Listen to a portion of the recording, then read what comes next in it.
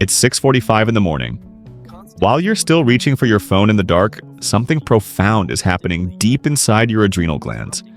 These walnut-sized organs sitting atop your kidneys have been working through the night, and right now they're at a crossroads. Your blood is 15 to 20% thicker than it was when you went to sleep. You've lost nearly a liter of water just from breathing. Every cell in your body is slightly dehydrated, slightly confused, asking the same question. Is it safe out there? Your nervous system is reading the environment like a translator trying to decode a foreign language. Cortisol. The hormone everyone loves to hate isn't your enemy in this moment. It's your body's signal reader.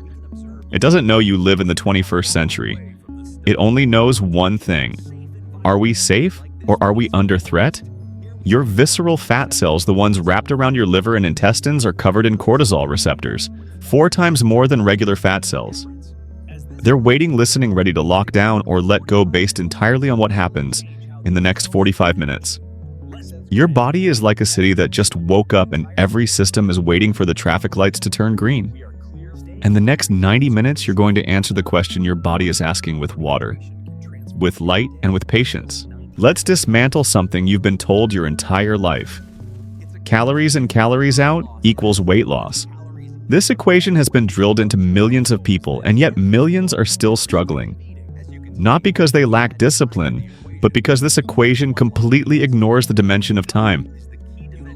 Your body doesn't operate like a simple furnace that burns fuel at a constant rate. It operates on rhythms, biological clocks, hormonal tides. You could eat the exact same meal at 8 in the morning versus 10 at night, and your body will respond in completely opposite ways. Morning insulin sensitivity, high metabolism ready to burn, night insulin resistance climbing, body preparing to store and repair. This is chronobiology, the science of when. Your morning doesn't just affect your morning. It sets the metabolic thermostat for the entire day. Think of it like programming the temperature in your house.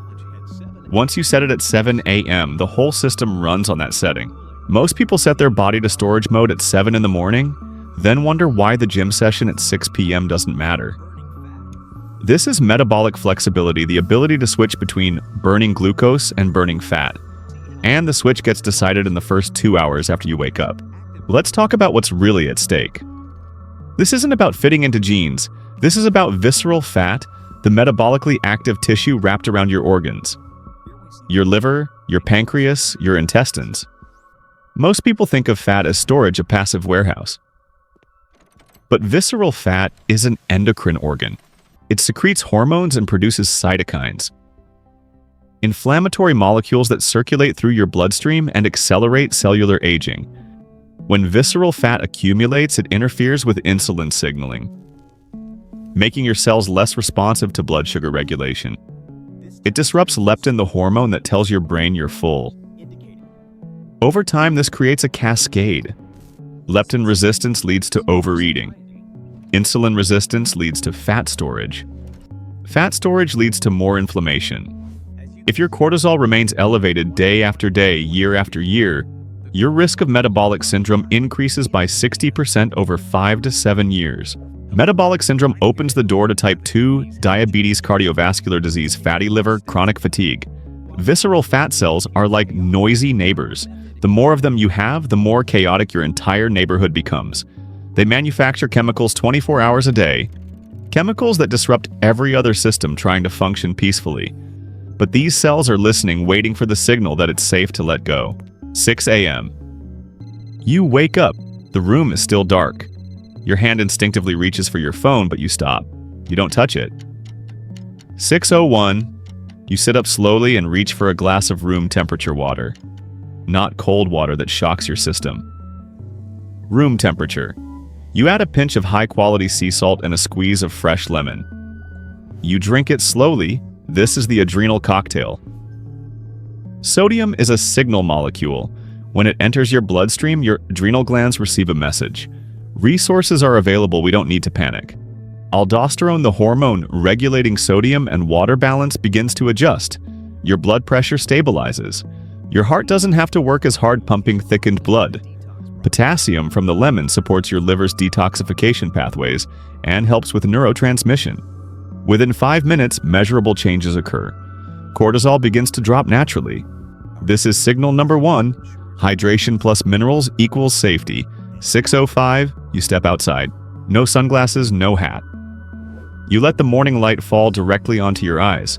The photons travel through your retinas and hit melanopsin cells.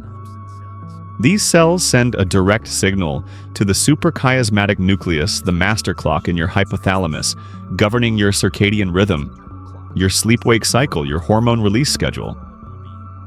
Even on a cloudy day, natural sunlight provides over 10,000 lux of brightness, compared to indoor LED lights at maybe 500 lux.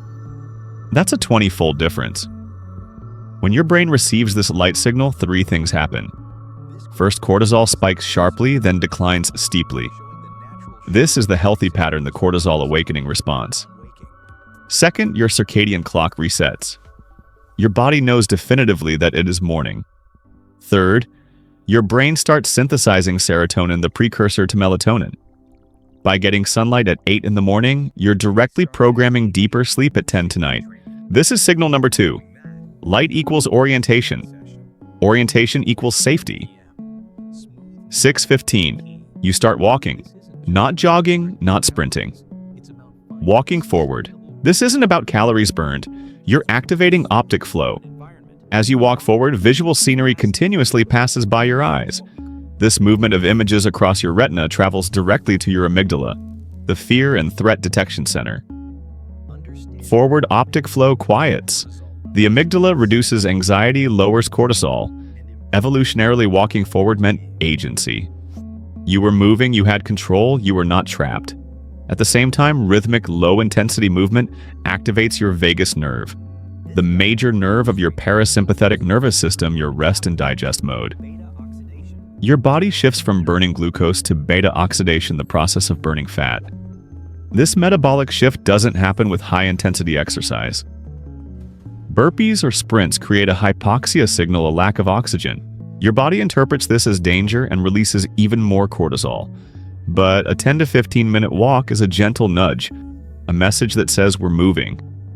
We're safe, we're in control. This is signal number 3. Forward motion equals permission.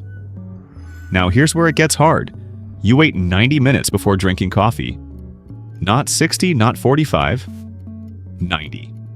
While you sleep, your brain accumulates adenosine, a byproduct that creates sleep pressure.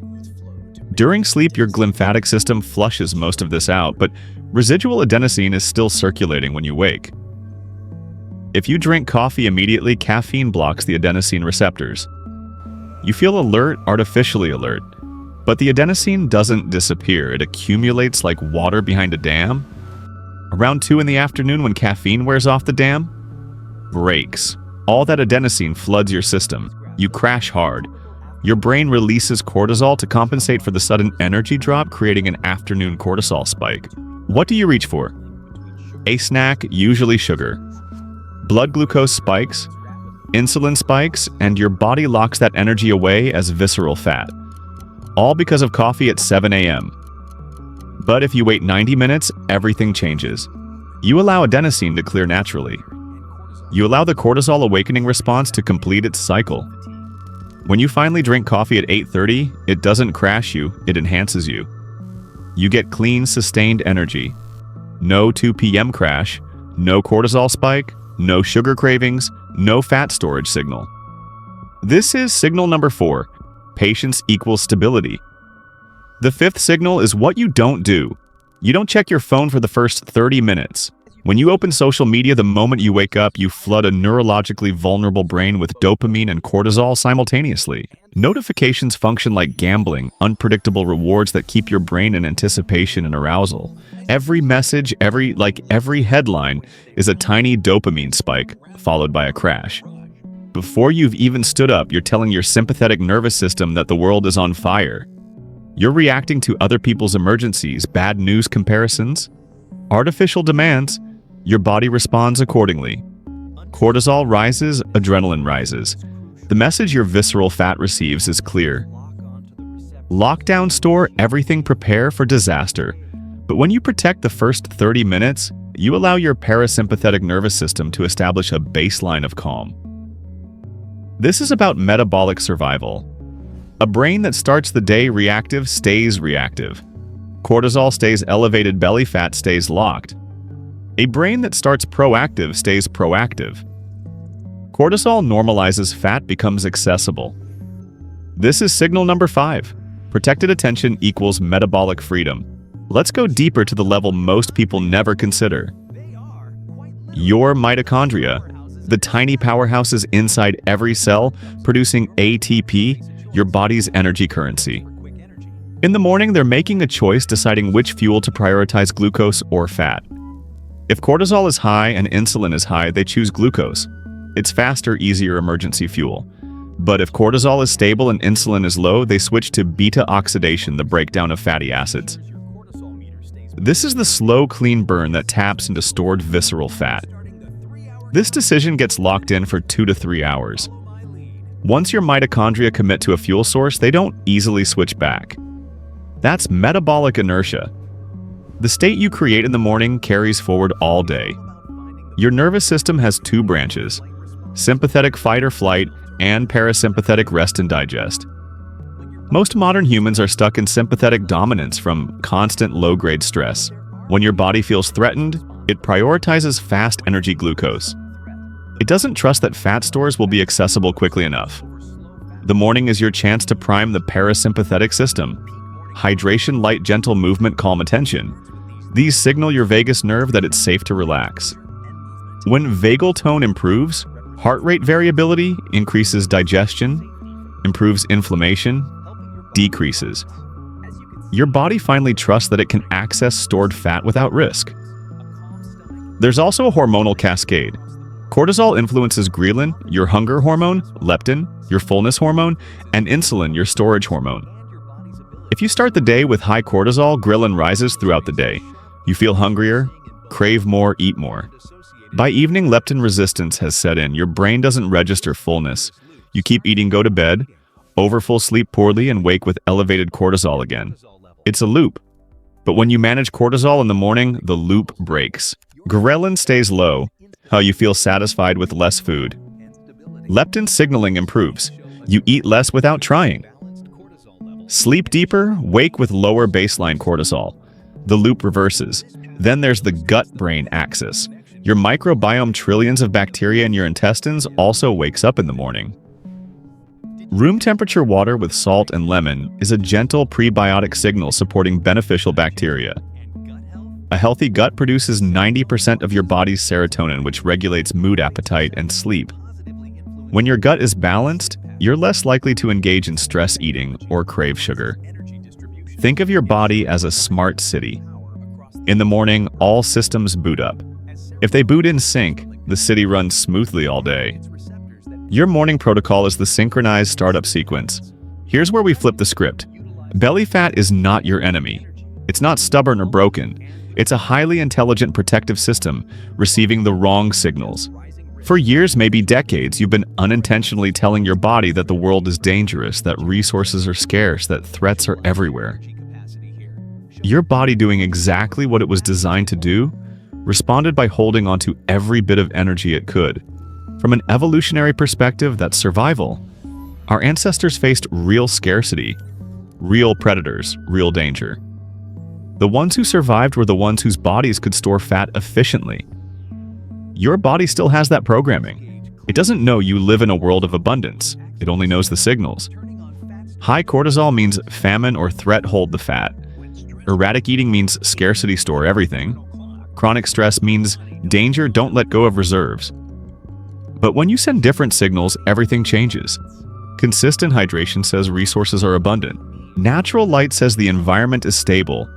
Gentle movement says we have agency. Calm mornings say there's no emergency.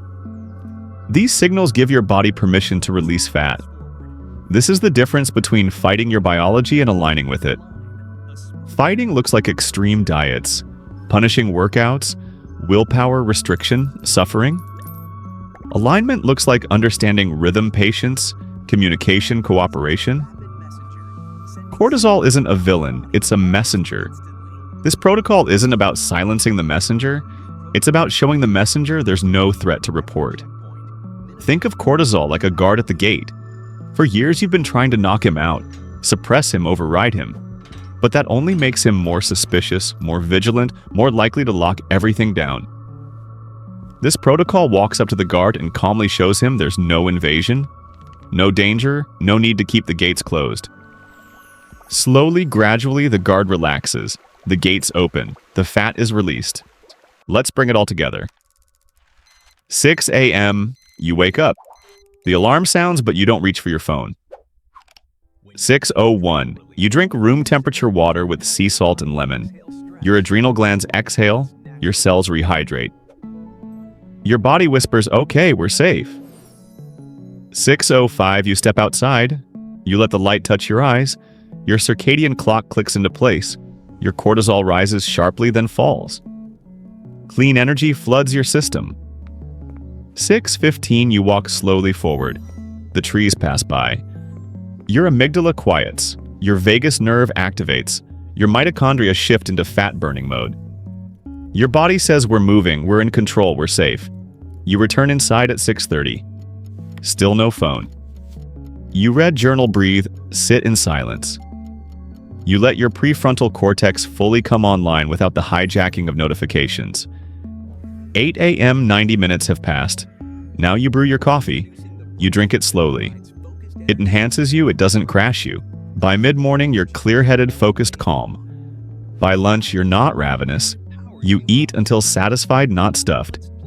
By 2 p.m., there's no crash, no desperate reach for sugar. By 6 p.m., your workout is fueled by stable energy. By 9 p.m., you're naturally tired. Melatonin rises on schedule. You sleep deeply. Your glymphatic system clears waste efficiently. Tomorrow morning, you wake with lower baseline cortisol. The cycle strengthens. This isn't a diet, it's not a supplement, it's not a workout plan. It's a conversation between you and the body you've been living in your entire life, but perhaps never truly listened to. Your body has been whispering this whole time, trying to tell you what it needs. Through biology, through rhythm, through signals you've been trained to ignore. Your body isn't broken. It's not stubborn. It's just been waiting for you to speak its language. And starting tomorrow morning at 6 a.m., you get to start that conversation again. You get to say, with water, with light, with movement, with patience, I hear you, I understand we're safe now. If you want to understand more about how your body actually works, about the quiet intelligence running beneath your conscious awareness, this channel has other stories waiting for you.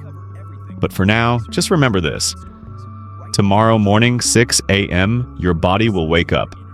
And this time, you'll know how to listen.